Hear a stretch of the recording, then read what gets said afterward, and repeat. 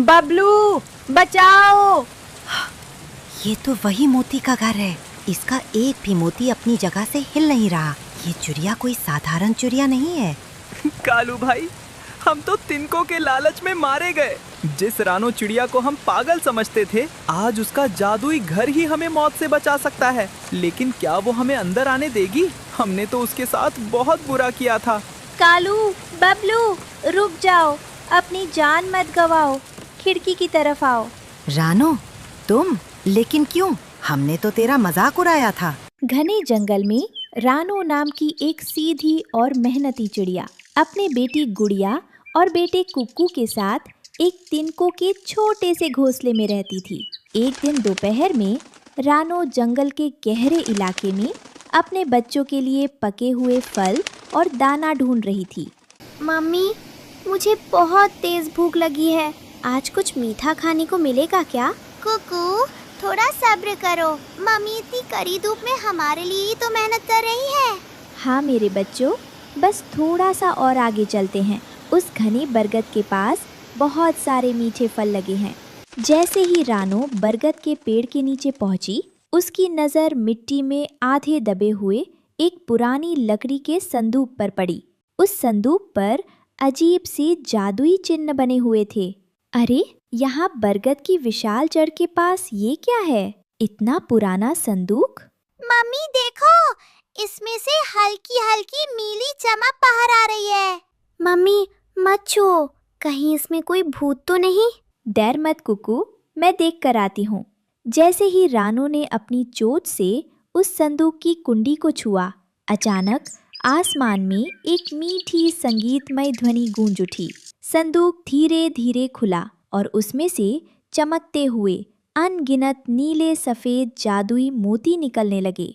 प्रणाम रानो चिड़िया, मैं इस जंगल का प्राचीन जादुई संदूक हूँ। 100 सालों से मैं किसी सच्चे, दयालु और मेहनती पक्षी का इंतजार कर रहा था। तुम्हारी मेहनत और बच्चों के प्रति निस्वार्थ प्रेम देखकर मैं जाग उठा हूँ। जादुई ट्रंक? ये सब मोती? ये कोई साधारण मोती नहीं है रानो, ये अभेद्य जादुई मोती हैं। इनसे तुम जो भी ढांचा बनाओगी वो दुनिया के सबसे बड़े तूफान, बारिश या आग से भी कभी नहीं टूटेगा। ये ट्रंक अब तुम्हारा है।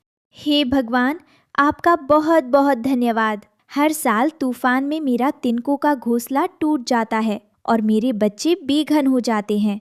अब मैं इन जादुई मोतियों से अपने बच्चों के लिए एक पक्का और सुरक्षित मोती का घर बनाऊंगी। रानो अपनी चोंच में एक एक जादुई मोती उठाकर बरगद की सबसे मजबूत डाल पर रखने लगी। तभी वहाँ जंगल के दूसरे पक्षी आ पहुँचे। अरे ओ रानो, तेरा दिमाग ठिकाने तो है? पत्थरों और मोतियों से कोई घर बनाता है क्या? चिड़ियों का काम तिनके चुनना है, राजमहल बनाना नहीं।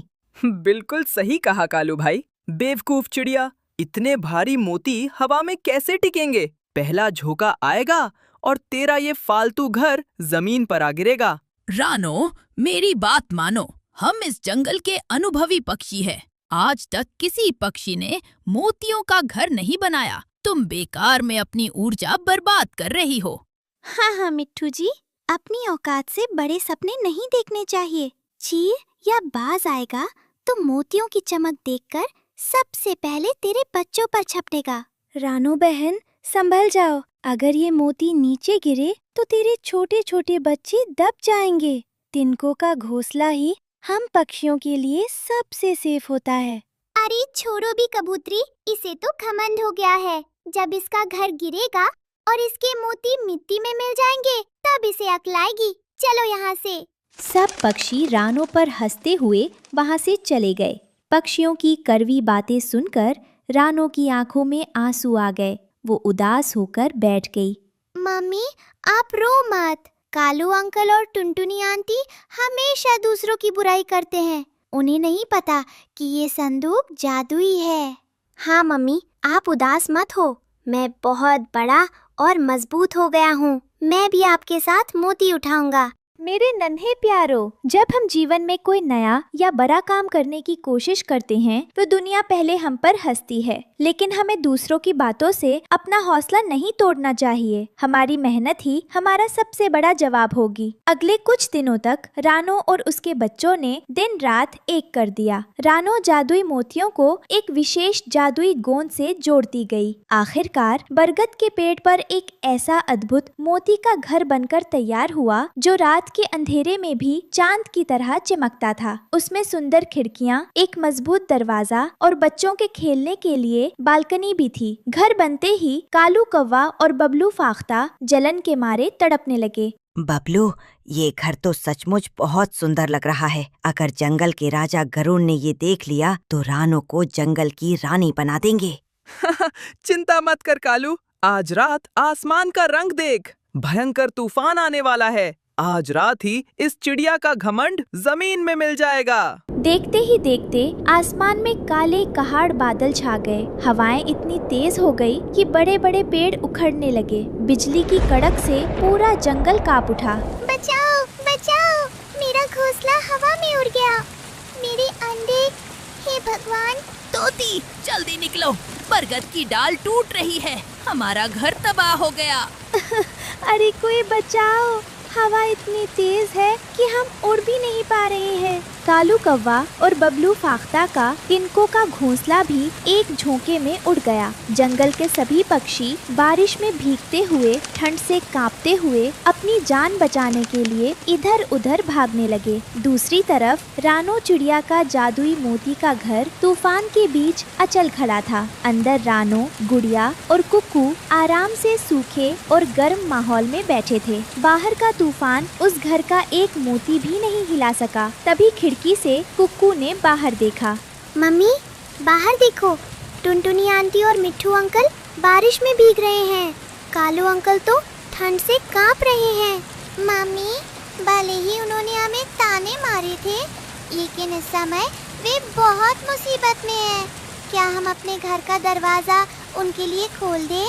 शाबाश मेरे बच्चों, बुराई का जवाब बुराई से देना बहुत आसान है, लेकिन असली इंसानियत और पक्षी धर्म वही है जो अपकार करने वाले के साथ भी उपकार करे। रानो ने तुरंत अपने मोती के घर का भारी जादुई दरवाजा खोला। मिट्ठू भाई, टुनटुनी बहन, कालू, बबलू, भागकर यहाँ आओ, मेरे मोती के घर के अंदर आ जाओ। तुम सब यहाँ सुरक्षित रहोगे। भीगते और डरते हुए सभी पक्षी एक एक करके रानो के मोती के घर के अंदर आ गए। घर के अंदर आते ही उन्हें अद्भुत गर्माहट और शांति का एहसास हुआ। जब तूफान थमा और सुबह की पहली किरण निकली तो जंगल के सभी पक्षी शर्म से अपना सिर झुकाए खड़े थे। रानो बहन, आज तुमने हमारी जान बचाई है। हमने तुम्हारे हुनर और तुम्हारी सोच का मजाक उड़ाया था, लेकिन आज तुमने साबित कर दिया कि तुम्हारा दिल तुम्हारे इस मोती के घर से भी ज्यादा सुंदर और बड़ा है। मुझे माफ कर दो रानो बहन, मैं तुम्हें ताने देती थी, लेकिन तुमने मुसीबत के समय मुझे अपने घर में शरण दी। रानो, मुझे अपनी गलती का एहसास हो गया है। मैंने सोचा था कि मोती से घर नहीं बन सकता, लेकिन तुम्हारी मेहनत और जादुई विश्वास ने मुझे गलत साबित कर दिया। आज से मैं कभी किसी की मेहनत का मजाक नहीं उड़ाऊंगा। हाँ रानो बहन, तुम इस जंगल की सबसे समझदार और दयालु चिड़िया हो। दोस्तों, पुरानी बातों को भूल जाइए, बस हमेशा याद रखिए, जब भी कोई नया या अनोखा काम करने की कोशिश करे तो उसका मजाक उड़ाने के बजाय उसका हौसला बढ़ाइए। एकता और मेहनत में ही सबसे बड़ी ताकत होती है। और हमारा जादुई मोती का घर हर मुसीबत में आप सबके लिए हमेशा खुला रहेगा।